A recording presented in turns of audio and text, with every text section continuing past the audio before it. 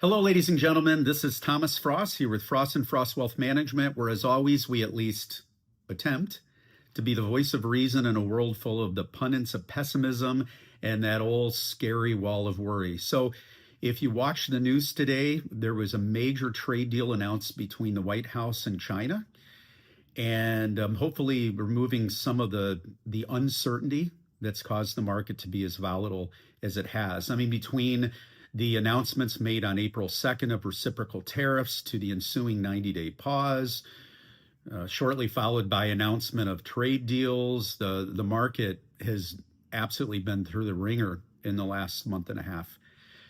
On last Friday, May 9th, the United States and the UK announced the first trade deal that was agreed to, at least in principle. And while there's still many details to be worked out, could take months undoubtedly to iron out all the details. The fact is that there was a deal made. One thing that can be gleaned from the first UK trade deal is that 10% baseline rate, that's not going away. That is definitely remaining in place. This appears to be what the administration, what the current White House will seek as a starting point in any future deals with other countries. Why? Well, the reason is simple. When President Trump campaigned, he said that he would use tariffs to the revenue coming in from those tariffs to fund tax cuts and other government expenses. And having that 10% baseline tariff rate will allow him to make good on that promise.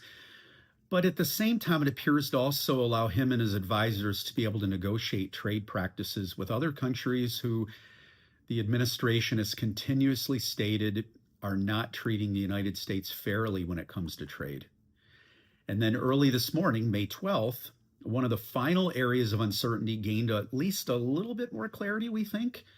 Representatives from the United States and China held multiple meetings over the course of last week, and both parties unilaterally announced that they'll place a 90-day hold or a pause on all reciprocal tariffs levied against each other.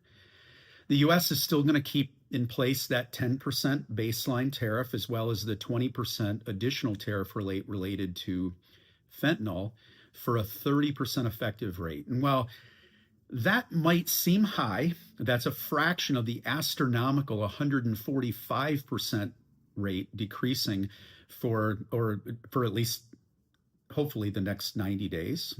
There could be another potential uptick in imports to the U.S. from companies that are looking to hedge against another increase in the tariff rate once that 90-day window closes.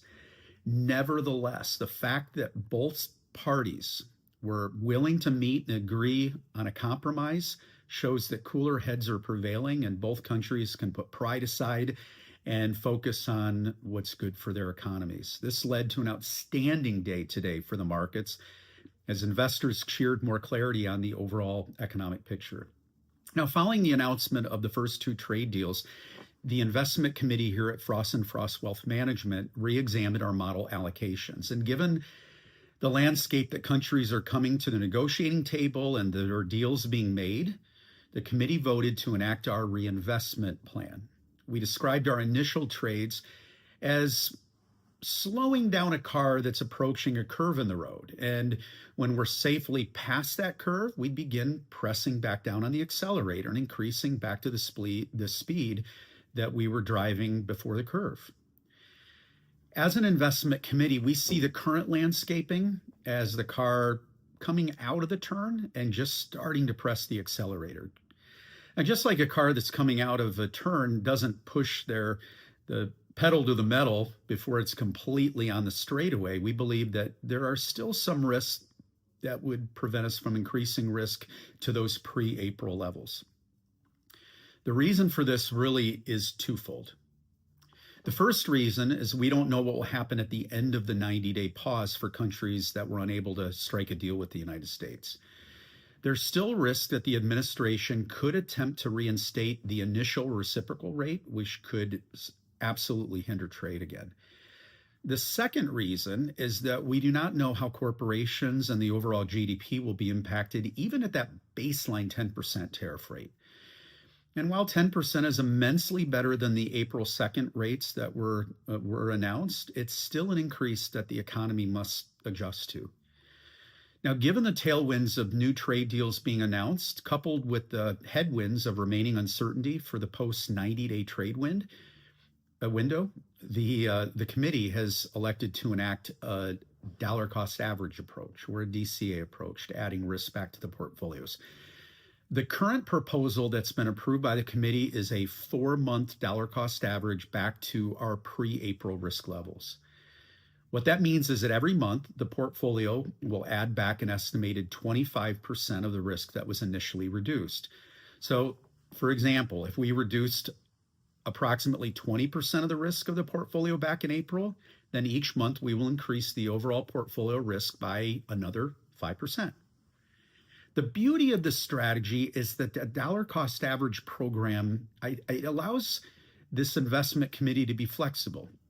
The standard 4-month dollar cost averaging program will allow us to add some risk back to the portfolio before the 90-day expiration on the chance that the administration were to delay again, or at the same time announce significantly lower reciprocal rates. But at the same time, we feel that it protects the portfolio from being back to full risk in the event that the worst case scenario of returning to full reciprocal rates were to actually happen. The DCA program also allows us the flexibility to redeploy risk into the models if we see any significant dislocations during the month. Now, rest assured, we are watching the markets and how they impact the trust our clients have placed in us every single day. The first dollar cost average program, part of the program, was deployed today, May 12th. This initial DCA removed the 3 to 12 month treasury holdings in all models, and at the same time, the cash alternative holding in our riskier models. We also reduced our weighting to our global balanced fund and slightly reduced our mortgage-backed security holding in our fixed income sleeve. Now, across all of our portfolios, we added to our current large cap growth holding, and in our riskier portfolios, we added a dedicated pure international fund.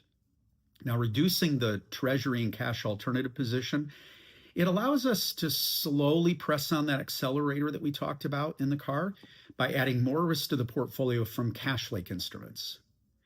Now, adding the large cap growth into the portfolio will allow the potential to participate in market up days like we saw today, where the new deal is announced that the market approves of, and it will also allow for long-term growth prospects as these companies continue to change the world through innovation. Adding the pure international play allows us to look for returns outside the world, outside the United States, all around the world. There's no doubt that the last decade, the United States has dominated the rest of the world when it comes to market returns, which, by the way, is not normal. That's not normal we've seen the last 10 years. What April has shown us, and other fund managers, is that there is a significant underweighting to pure international ex-US exposure. This has been evidenced by the indices, such as the Euro Stoxx 50 index, which is an index that tracks the top 50 companies in the Eurozone. That index is positive by 5.79% year to date, while at the same time, the NASDAQ Composite Index is down by 3.12%. So that's about a 9% swing between the United States and pure international. We believe that there's an opportunity across the globe in certain areas. The international fund that we selected, funds, plural, that we selected, have their exposure mostly in Europe and Japan, with other small weightings elsewhere overseas. We believe that given the events in April and where fund managers are looking to deploy their capital, that these areas appear to be poised to offer diversification and at the same time increased returns outside of just the United States. Now, as we noted earlier, there's still some potential risks throughout the market. And while these risks still exist, we believe that there's evidence that we're past the point of peak uncertainty that rocked the markets in April. Now, it's true we don't have a crystal ball. We can't predict the market, the future rather, and we're not going to try. But we will do our absolute best with the data that's available to us to be prudent managers of the trust that you've placed us in. As always, if you have any questions whatsoever about anything that we talked about, please feel free to reach out to us here at the office, or feel free to reach our Fross and Fross trade desk, Tucker, with any other questions you have about these recent changes. As always, it is an absolute pleasure to work for each and every one of you. We don't take it lightly, the responsibility that we have. If you have any questions, as I said, please reach out and have a wonderful day.